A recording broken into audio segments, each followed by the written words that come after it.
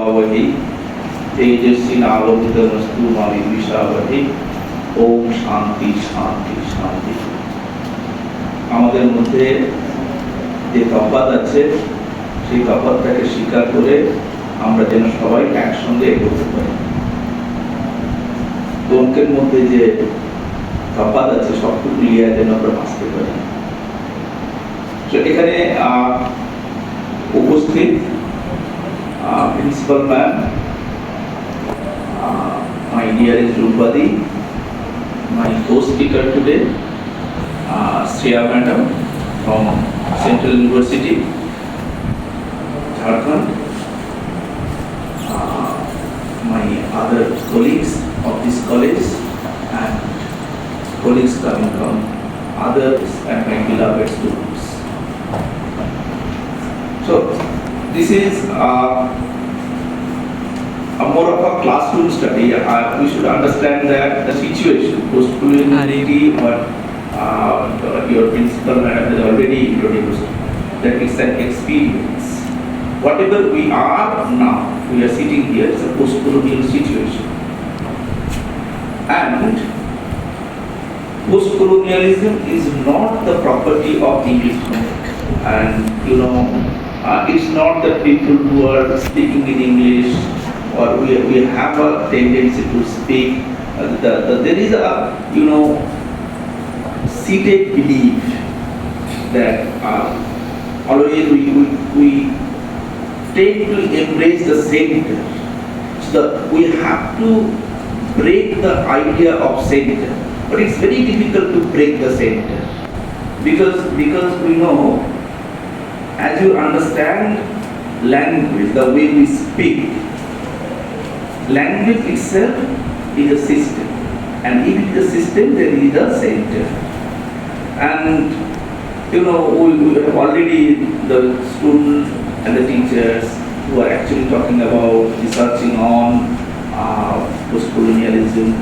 They know what the center means, what does the periphery means, and periphery itself exists in the center. So these are the discussions, these are the topics we have already come across while we study post-colonialism. And we have to understand what space colonialism, post-colonialism together, and post-hyphenated colonialism. So all these mean something else. It's not the same thing. We loosely relate all these things. And what post-coloniality is an experience. Okay, but sometimes I do feel like I am teaching in the classroom, introducing Chinua Achebe, Things Fall Apart, and other texts like we call it a Dalit literature, but all these are all post-colonial literature because there is a kind of hybridity, and we all are sitting here. We are hybrid people. We are all post-colonial people. We are all post-colonial poets. So we are sitting here. And what actually the debate, the perennial debate regarding post-colonialism and modernity and the colonial period, imperialism, we tend to trace all these things. But we have to understand that post-colonialism is something that power is very instrumental, integral understanding that how power disseminates and how power, language itself, very potent weapon to perpetuate power. And language that we tend to understand, we have to understand that either all the language, this is post-colonial reality or post-colonial understanding. You have to understand that. Not the theory won't teach you all these things, all the text won't teach you that. You have to be very, sincere to what you are learning or the situation where you are in. Then you will understand that no language is dialect. Either every language is a dialect or all languages are languages. That is what center and periphery is, that I am talking about. Because the moment we are here speaking in English, we have so many, transformation. But because we have my own mother tongue, then there's the Promit Bangla, the standardized Bengali, and then we are speaking in English. So I am exactly switching over in so many languages in the same time. So you have to be very, very sincere to your mother tongue. That is what post-colonial understanding is. You have to feel very proud about that. What actually the center has taught you, some kind of a canon. The British canon has been, fallen apart. That is why things fall apart. Taking from the title from Yeats's poem, center cannot hold. Things are being fallen apart. So that is why myth. My topic of discussion today is myth and proverbs. Because myth and proverbs usually essentially germinates from soil, from life. It never talks about literate or illiterate, your Thakumas, Thakudas, Mashi, PCs, they all use in proverbs. Pruvaktovachun, Bhakta. Myth. Myth is not supernatural. Myth is not something that you feel ashamed of. Because myth is a personal belief. Myth is a personal truth.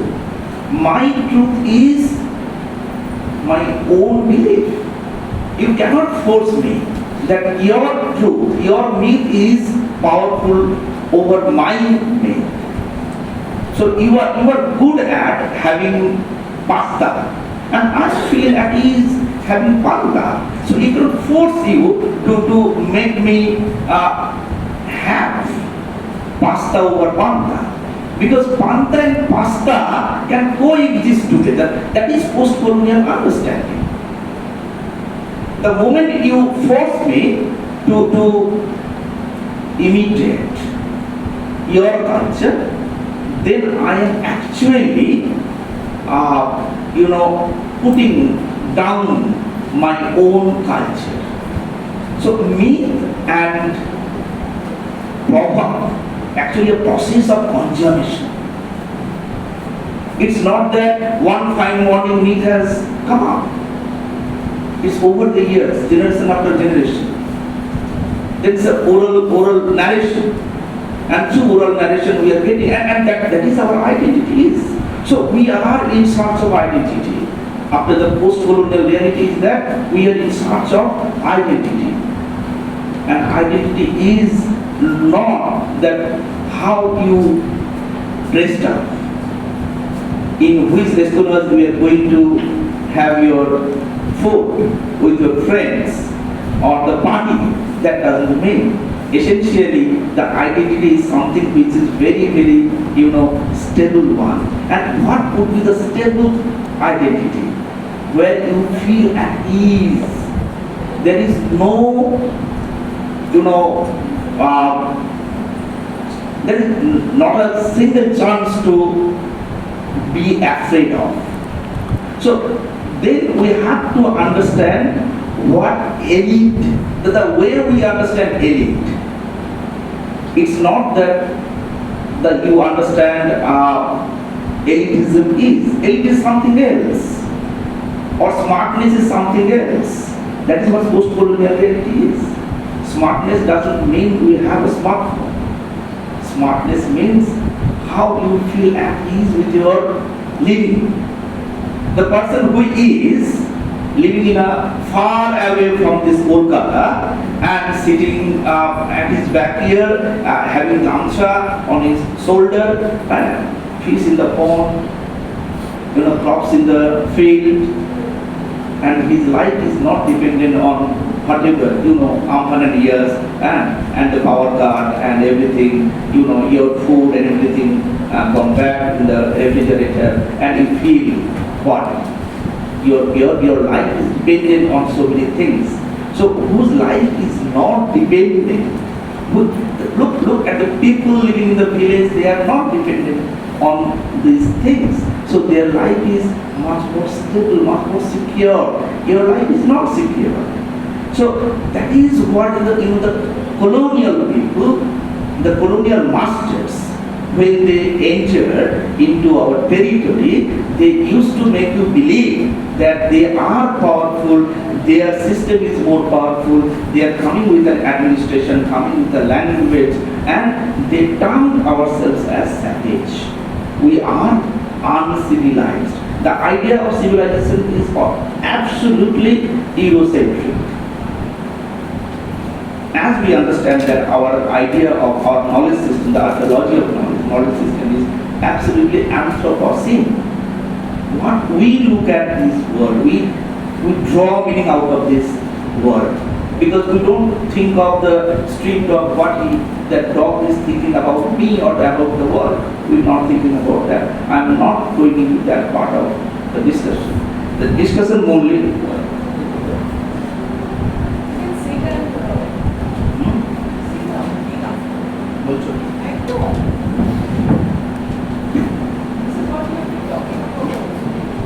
So, this is an academic discussion. So, I have to be very careful about the academics. I should not be at ease in my classroom that he understands. So, colonialism is a historical and socio-political phenomenon characterized by the expansion and domination of one nation or group of people over another territory, typically through the establishment of colonies or overseas possessions. It represents a complex and multifaceted system of power relations and cultural exchanges that emerged primarily during the early modern period and persisted in the 20th century. Colonialism is often associated with European powers such as Britain, France, Spain, Portugal, and the Netherlands, who embarked on extensive overseas exploration, conquest, and colonization during the age of discovery and subsequent eras. At its core, colonialism is marked by the imposition of external political control and socio-economic exploitation of indigenous populations. So it should be particularly emphasized that colonialism is one of the facets of British literature which narrates the issues of imperial age. For the subject matter of the literature of colonialism, it can be argued that it is characterized by the uncertainty of the morality of colonialism and stories about the land that we share, lands of mystic. We are having a mystic land, mysterious land with jungles, with tigers, all these things associated with us. But we are proud of it, and we are actually. That is what Bruce is saying about the empire fights back. So the empire fights back. So, which Europeans gradually began to dominate and instill their ideology. The second is the job. Post-colonialism. Now, this is colonialism. Now we are going into the post-colonialism. So, post-colonialism is a multidisciplinary intellectual framework. This becomes a canon and critical approach that emerged in the mid-20th century, 1960s, 70s, and after the mid-20th century, we are getting all these studies, Said and other people, Hava, Dr. Spivak, Anialumba, Amen, they are coming up after this. So,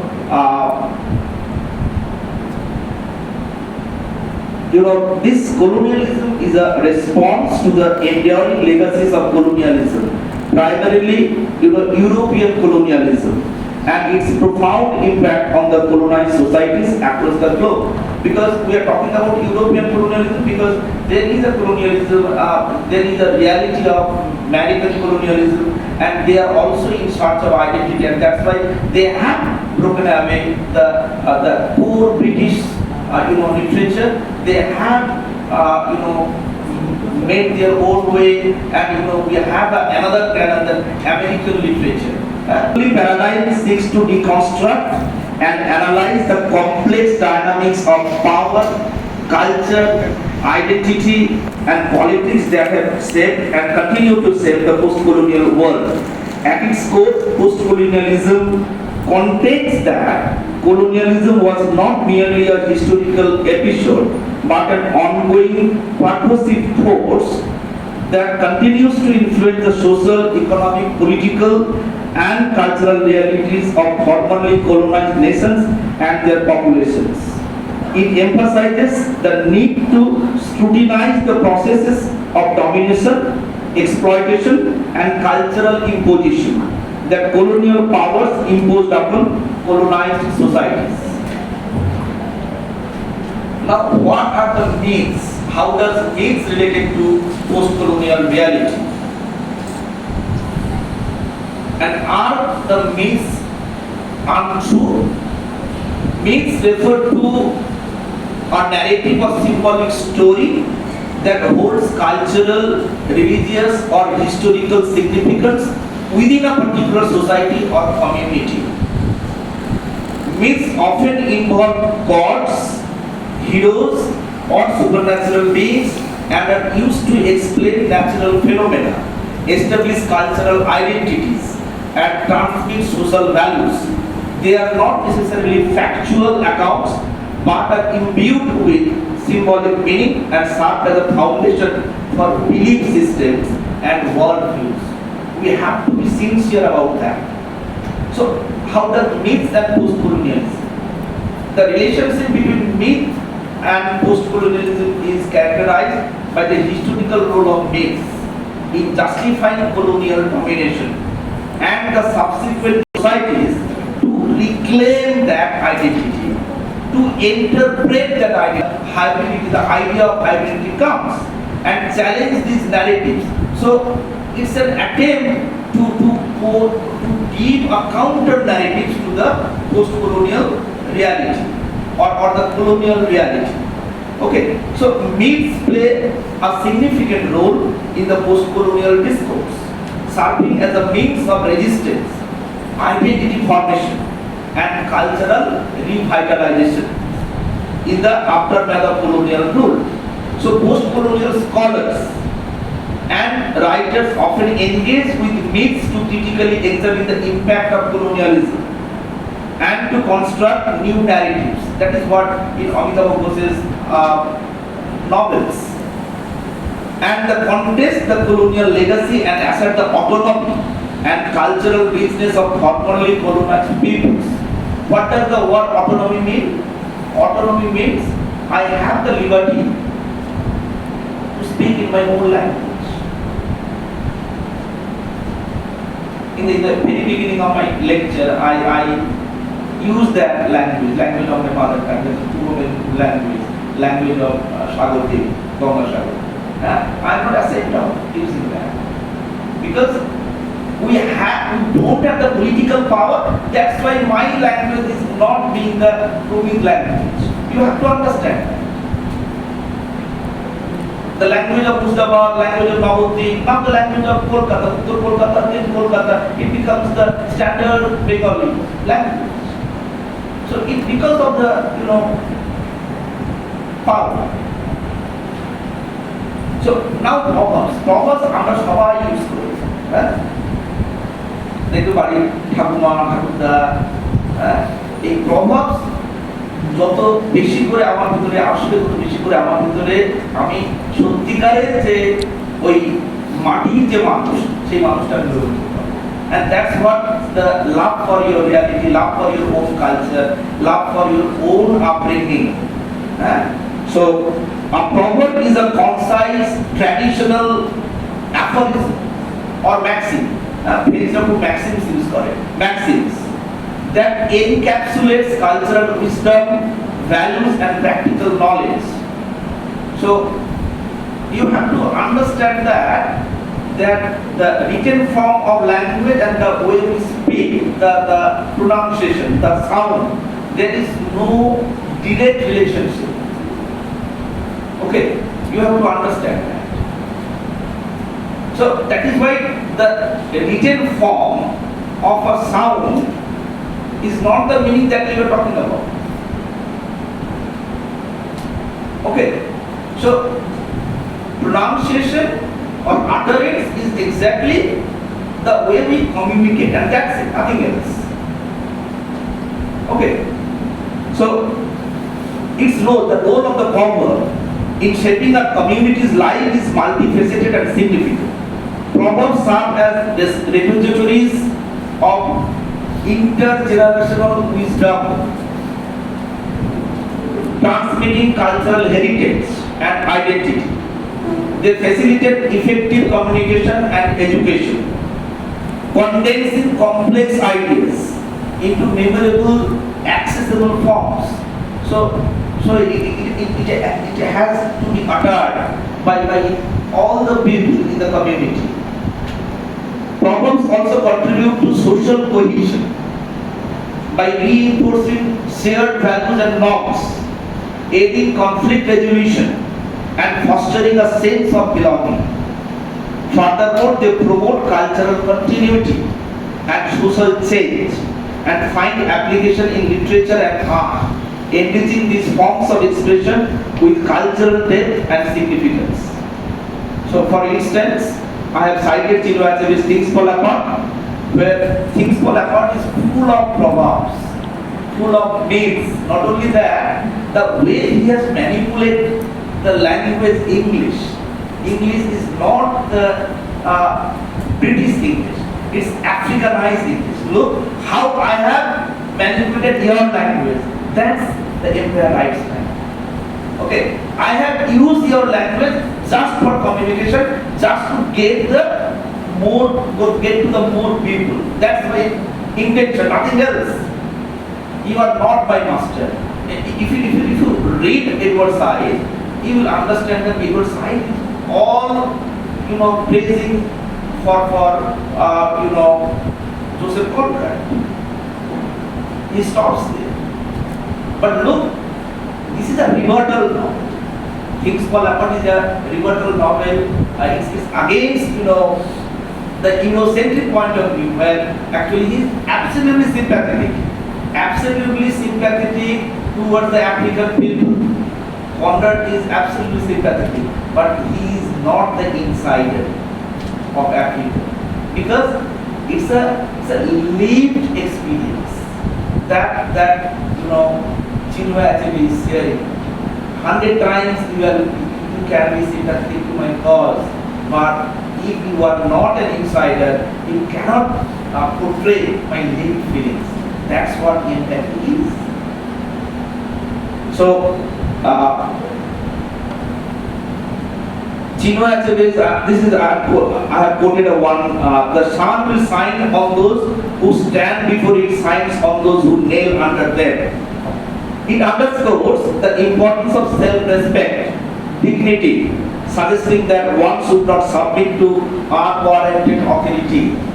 Okay, if you look at the whole story of Pokungo, then you will see after he committing the mistake, he committing a kind of a mistake regarding women, he has been punished by the community, Igbo people, he has been sent to his maternal uncle's house. So this is the system of the society they are following. It's not that the white people, and look how the white people are being portrayed there, having albino. The white people, they thought that the diseased people, they don't look like ours. They are not sharing our complexion.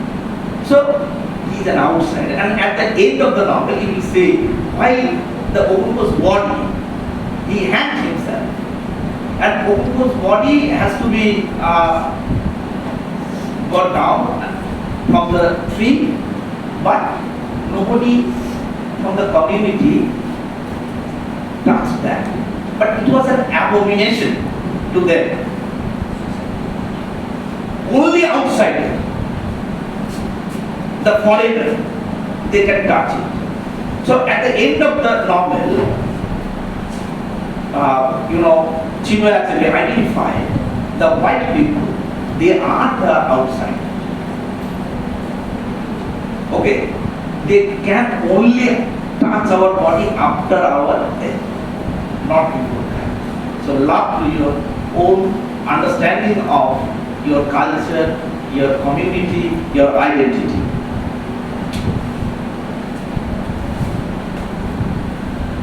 The power of discourse and far-reaching results. So Edward Said in his seminal text Orientalism exposes how the West from the 18th century had undertaken systematic and purposeful misrepresentation and denigration of the glorious Orient through their work. According to Said, 19th century Europeans tried to justify their territorial conquest by propagating a manufactured belief called Orientalism.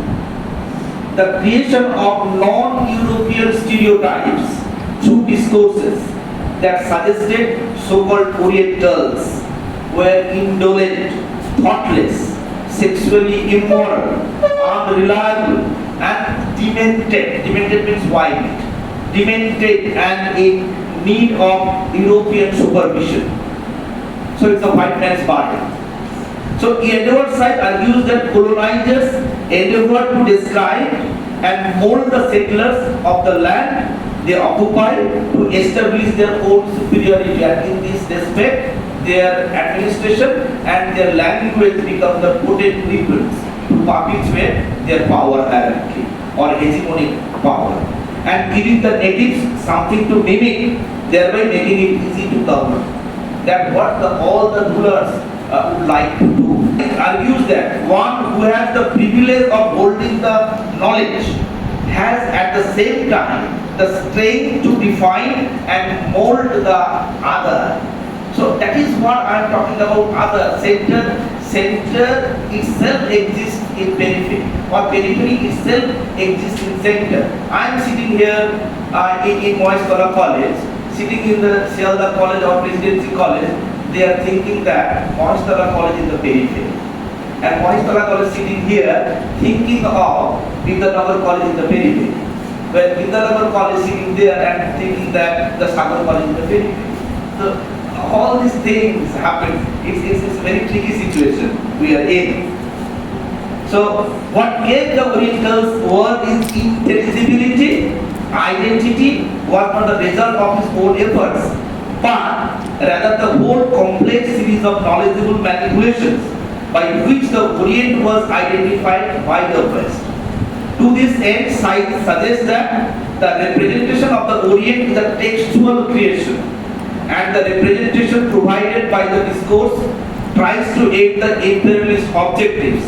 Later on, science attacks on the issue of representation by questioning if any representation of a culture, particularly if it is represented by an outside culture, can be reliable. Okay, that's the way they have colored us. They have projected the West. Now the autonomy of myth.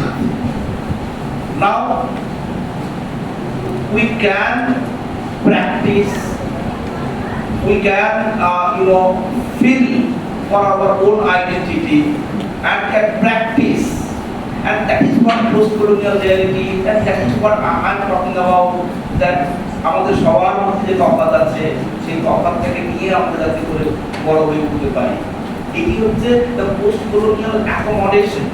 আমি কতটা accommodative, that is what post-colonial reality is. So the autonomy of myth is post-colonial discourses refers to the independent and influential role of myths in shaping post-colonial societies. Myths are recognized as active agents that resist colonial narratives, contribute to identity formation, and offer counter narratives to colonial histories. They signify cultural resilience, aid in the decolonization process, and illustrate cultural hybridity. This autonomy underscores the significance of myths in post-colonial contexts, where they serve as dynamic tools for cultural empowerment and identity assertion. So, exploring the autonomy of myths, whereas myths and problems in post-colonial discourse. The concept of the autonomy of myth serves as a critical keyword for accessing the discourse of post-colonialism by encapsulating the agency and resilience of traditional myths in the post-colonial context. This term once again underscores that myths are not passive relics of the past, but rather active forces with the capacity to shape and influence the narratives, identities, and struggles of post-colonial societies. Understanding this autonomy within the context of post-colonialism reveals how myths and proverbs are intricately related to the discourse. So we're coming to an end of this discussions. How myth functions in so many levels. First, myths as agents of resistance. Then proverbs as communicators of cultural wisdom. Then myths and proverbs as source of identity. Then countering colonial narratives, and then cultural negotiation. I get some examples from next slide. Things Fall Apart, then IIC trilogy, Heart of Darkness, and Passage to India. Lastly, in Passage to India, Foster's novel delves into the autonomy of myths related to the British colonial presence in India, the idea of Orientalism and the mythical perceptions in the caves, where Aziz is forming the idea and perception of India and the fielding of India by the British characters play a central role in the narrative. And there are some pictures to identify.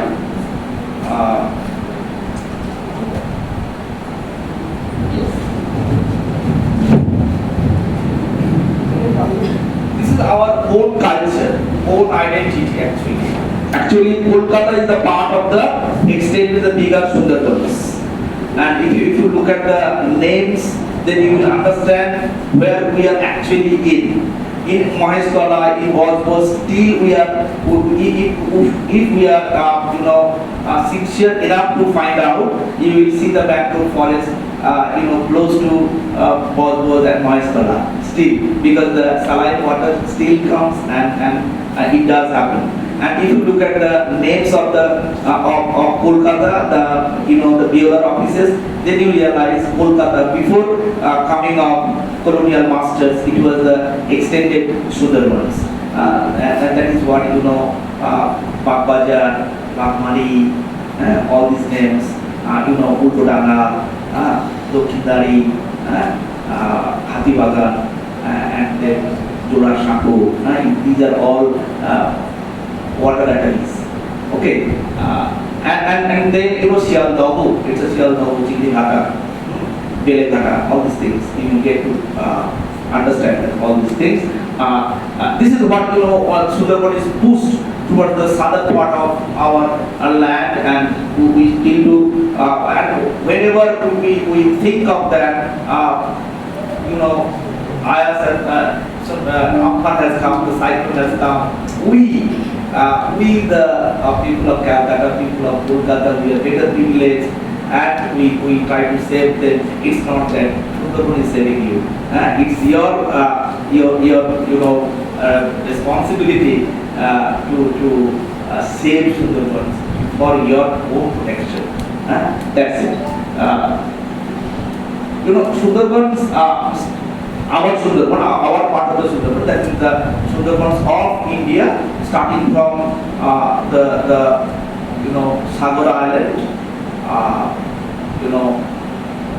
Sagar Island, the western part of India Sundarban, and the eastern part of India Sundarban is Imbalganj.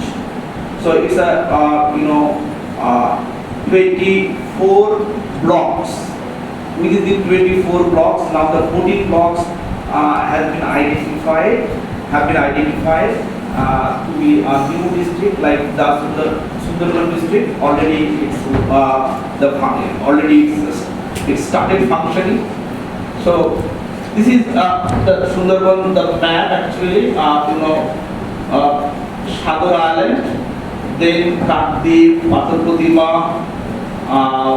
then Simagari, Moshmi, this is the Chobudi, this is the actual Bokali, this part is Bokali, and then we are moving towards the east, Chief Lord, this is Pathar Pratima, then Kolos Camp, and towards, we are going towards Goshaba. They are part of the Kubimari, and then Hingalganj, Jogeshganj, all these areas, and then you are getting the river. There are so many rivers, the beautiful lakes. Kalindi is the river. The half of the river is our part, the India's part, and half of the river is Bangladesh part. Okay, and Bangladeshi people, they have helped a lot, supplying water, drinking water during IIC 2009. They have saved people in India's part and no boundary there. And now this is our cultures, identity, the festivals, one of these. That is an interesting study, and if you go to that is North Calcutta, Bagbajar, then there is so many temples. One of the temples close to Kumartuli, Bahom, Durgar Bahom, সেখানে দুর্গার বাহন কি actually সিংহ। দুর্গার বাহন সেখানে সিংহ নয়, দুর্গার বাহন সেখানে বাঘ। হ্যাঁ, it does indicate এটা একসময় জঙ্গল ছিল, হ্যাঁ, বাঘের পুজো দিতে হতো। এবং আমাদের কালচারের সব থেকে বড় জিনিস হচ্ছে দেবতাদের সঙ্গে একটা করে বাহন থাকে যারা প্রাণী, হ্যাঁ, ecological point of view. So এখানে দেখতে পাচ্ছ যে এই যাচ্ছেন এবং সেখানে একটা হাইব্রিডিটি হচ্ছে, কিন্তু এখানে দেখতে আমাদের হাইব্রিডিটি কনসেপ্ট কিন্তু অনেক আগে থেকে আছে। আর্যরা এসেছে এখানে, মানে না আর্যরা ছিল, অনার্য আমি বলি না কখনো, না আর্যরা ছিল, কারণ আর্যরা এসেছে এবং না আর্য বলছে এখানে তো সেন্টারের একটা গল্প আছে, মানে আর্যটাকে সেন্টার করে বলছে, হ্যাঁ, তা কিন্তু নয় অ্যাকচুয়ালি। এরপর নেক্সট এই গার্ডেনের না, this is very much our understanding of culture, identity. গার্ডেনের মেলা আমাদের হয় চৈত্রের শেষে হয়, হ্যাঁ, চৈত্র সংক্রান্তিতে গার্ডেনের মেলা হয়। এই যে গার্ডেনের মেলায় সন্ন্যাসী সাজে, হ্যাঁ, সন্ন্যাসী তোমরা দেখেছো যে ওই শিবের মূর্তি সেজে গার্ডেনের মেলার আগে অনেকে ওই ভিক্ষে করতে আসে। বহুরূপীর গল্প তোমরা পড়েছো শরৎচন্দ্রের লেখাতে। These are our culture, Gajan উৎসব। This is a very familiar temple, Kopilmuni Mandir, from time memorial, অনেক দিন আগে থেকে এখানে রয়েছে। This is a seventh temple actually. এর আগের টেম্পল গুলো সব সাগরে পড়ে গেছে, বঙ্গোপসাগরে পড়ে গেছে। This is a seventh temple. Thank you. Any questions? Welcome.